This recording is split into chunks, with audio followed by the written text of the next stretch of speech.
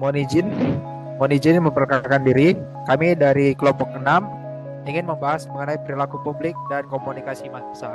Adapun terlebih dahulu kami akan memperkenalkan diri, yaitu Taruna Nindya Helmi Kamal, Taruna Nindya Joro Bedepari, Taruni Nindya Serena, dan Taruni Nindya Yolanda. Adapun yang ingin kami bahas yaitu mengenai perilaku publik dan komunikasi massa, yang dimana sebelum kita berbicara kita harus mengerti tentang pengertian dari perilaku publik. Perilaku publik terdiri dari dua kata, yaitu perilaku dan publik. Dari mana perilaku adalah serangkaian tindakan yang dibuat oleh individu, organisme, sistem, atau entitas buatan dalam hubungannya dengan dirinya sendiri atau lingkungannya. Sedangkan publik adalah sekelompok orang atau individu yang masing-masing memiliki kepentingan dalam hubungan antar manusia, yang dimana kita tahu adalah sosiologis. Yang dimana pengertian perilaku publik menurut kami ialah bagaimana keyakinan, sikap, dan kepribadian implikasi memengaruhi tindakan manusia yang masing-masing memiliki kepentingan dalam hubungan antar manusia.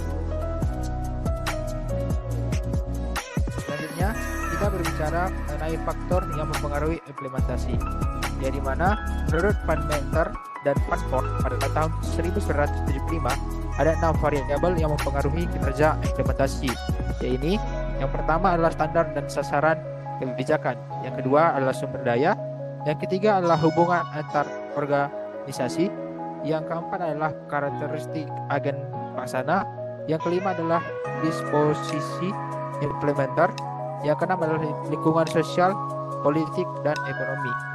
Jadi mana bila kita berbicara mengenai standar dan sasaran kebijakan, setiap kebijakan publik harus mempunyai standar, suatu sasaran kebijakan jelas dan terukur. Dengan ketentuan tersebut, tujuannya dapat terwujudkan. Yang kedua adalah sumber daya. Dalam suatu implementasi kebijakan perlu dukungan sumber daya, baik sumber daya manusia maupun sumber daya materi dan sumber daya metode. Dari ketiga sumber daya tersebut, yang paling penting adalah sumber daya manusia, karena di samping sebagai subjek implementasi kebijakan, juga termasuk objek kebijakan publik. Yang ketiga adalah hubungan antara organisasi. Dalam banyak program implementasi kebijakan, sebagai realitas dari program kebijakan, perlu hubungan yang baik antara instansi yang terkait, yaitu dukungan komunikasi dan koordinasi. Yang keempat adalah kita berbicara mengenai karakteristik agen pelaksana, yang dimana dimaksud di sini adalah dalam suatu implementasi kebijakan agar mencapai keberhasilan maksimal harus diidentifikasikan dan diketahui karakteristik agen pelaksana yang mencakup struktur birokrasi, norma-norma, dan pola-pola hubungan yang terjadi dalam birokrasi. Yang kelima adalah disposisi implementator. Dalam implementasi kebijakan, sikap atau disposisi implementator ini dibedakan menjadi 3 hal, yaitu yang pertama adalah respon implementator, yang kedua adalah kondisi, dan yang ketiga adalah intens disposisi implementator, yaitu referensi nilai yang dimiliki tersebut. Yang keenam adalah lingkungan sosial, politik, dan ekonomi. Jadi pada bila kita berbicara tentang kondisi lingkungan sosial, politik, dan ekonomi, tentu ini variabel yang mencakup sumber daya ekonomi lingkungan yang dapat mendukung keberhasilan implementator kebijakan.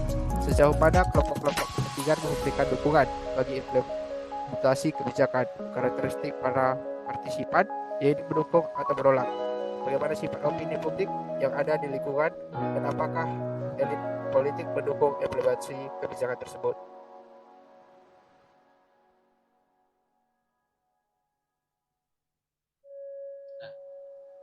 Selanjutnya yaitu faktor yang mempengaruhi keberhasilan. Nah, untuk faktor yang mempengaruhi keberhasilan kebijakan publik itu ada 4. Yang pertama translation ability, yang kedua resource atau sumber daya, yang ketiga adalah limited number of layer, yang keempat adalah accountability. Yang pertama yaitu translation ability, yaitu kemampuan staf pelaksana untuk menerjemahkan apa yang sudah diputuskan oleh pengambil keputusan untuk dilaksanakan. Yang kedua adalah resource atau sumber daya, khususnya yang berkaitan dengan sumber daya manusia, finansial, dan peralatan atau sarana. Yang ketiga yaitu limited number of layer, yaitu jumlah pelaksana kebijakan yang tidak terlalu banyak agar tidak menimbulkan kebingungan dan kompetisi yang tidak sehat. Yang terakhir yaitu accountability, yaitu adanya proses pertanggungjawaban dari pelaksana kebijakan terhadap apa yang telah dilakukan.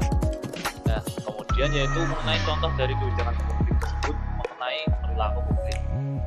Dan contoh kebijakan yang kami ambil itu ada 5. Yang pertama yaitu wajib belajar 9 tahun di bidang pendidikan. Yang kedua ada pemilihan umum atau pemilu. Yang ketiga ada larangan merokok di area publik. Yang keempat ada pembayaran pajak bumi dan bangunan. Yang kelima yaitu ada pajak retribusi pemerintah daerah. Nah, untuk yang wajib belajar 9 tahun di bidang pendidikan ini merupakan contoh kebijakan publik di bidang pendidikan. Berarti setiap anak Indonesia wajib mengikuti pendidikan formal sekolah dari usia 7 tahun sampai dengan 15 tahun. Lalu yang selanjutnya yaitu pemilihan umum. Pemilihan umum juga merupakan kebijakan yang mempunyai undang-undang sistem pemilu di Indonesia. Kebijakan ini mengatur siapa saja yang berhak memilih dan dipilih, penyelenggara pemilu, dan badan pengawas pelaksanaan pemilu. Lalu yang selanjutnya yaitu ada larangan merokok di area publik.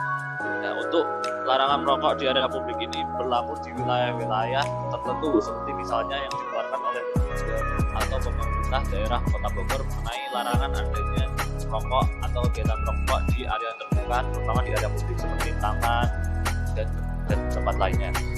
Yang keempat ada pembayaran pajak bumi dan bangunan. Pembayaran pajak bumi dan bangunan mengenai setiap tanah yang ada dan bersertifikat serta bangunan yang berada di atasnya dengan perhitungan sesuai ketentuan yang berlaku pada. Lalu yang terakhir yaitu pajak retribusi pemerintah daerah. Untuk pajak retribusi di pemerintah daerah biasanya berupa kebijakan dari pemerintah daerah itu. Dan demikian contoh dari kebijakan mengenai perilaku publik. Selanjutnya akan dilanjutkan oleh komunikasi massa. Selanjutnya yaitu komunikasi massa. Komunikasi massa adalah proses penyampaian pesan kepada orang banyak atau publik melalui media massa. Komunikasi massa disebut juga komunikasi media massa dan berkomunikasi melalui media massa, yaitu media cetak seperti surat kabar, majalah, tabloid, media elektronik, dan media cyber. Selanjutnya yaitu karakteristik komunikasi massa. Karakteristik komunikasi massa dikemukakan para ahli, namun yang paling populer adalah sebagai berikut. Yang pertama yaitu komunikator lembaga. Ciri utama komunikasi massa adalah komunikator mengatasnamakan lembaga. Komunikatornya merupakan individu yang menjadi bagian dari tim atau sistem. Wartawan, penyiar, dan presenter menulis berita, siaran, dan membawakan acara atas nama lembaga medianya. Yang kedua yaitu pesan umum. Pesan komunikasi yang disampaikan melalui media massa adalah terbuka untuk semua orang. Benda-benda tercetak, film, radio, dan televisi apabila dipergunakan untuk keperluan pribadi dalam lingkungan organisasi yang tertutup. Tidak dapat dikatakan komunikasi massa. Selanjutnya yaitu komunikan heterogen. Komunikan dalam komunikasi massa adalah sejumlah orang yang disatukan oleh suatu minat yang sama yang mempunyai bentuk tingkah laku yang sama dan terbuka bagi pengaktifan tujuan yang sama. Meskipun demikian, orang-orang yang bersangkutan tadi tidak saling mengenal, berinteraksi secara terbatas, dan tidak terorganisasikan. Yang keempat yaitu serempak.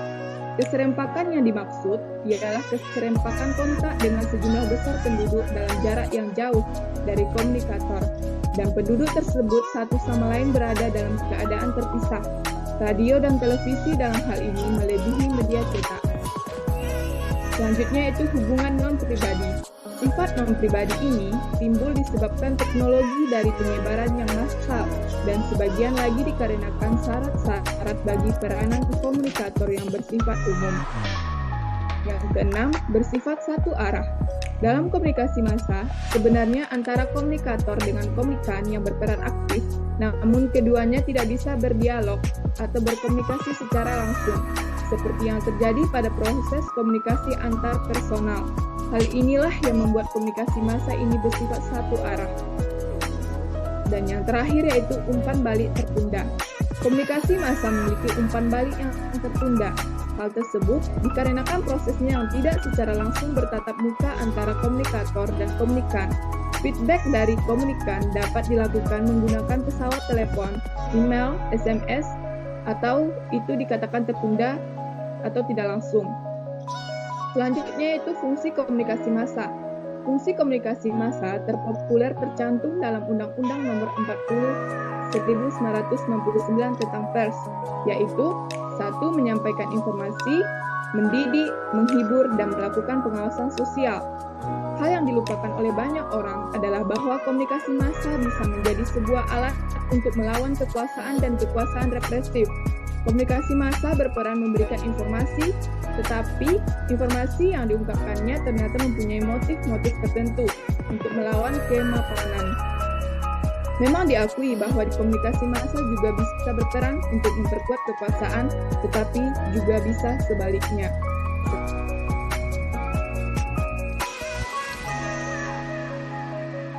Proses dan unsur komunikasi massa. Proses dan unsur komunikasi massa terangkum dalam rumusan komunikasi Harrod-Laswell yang dikenal dengan Laswell Formula. Yang pertama yaitu WHO, yaitu komunikator berupa lembaga, organisasi, institutionalized person. Yang kedua, says what, yang berupa publicity, rapid, transient. Yang ketiga, which channel, yang berupa media. Yang keempat, berupa to whom, yang berupa komunikan, intended audience, unintended audience dengan karakteristik large, heterogen, ataupun anonim, dan yang terakhir with what effect, yaitu berupa respon audience.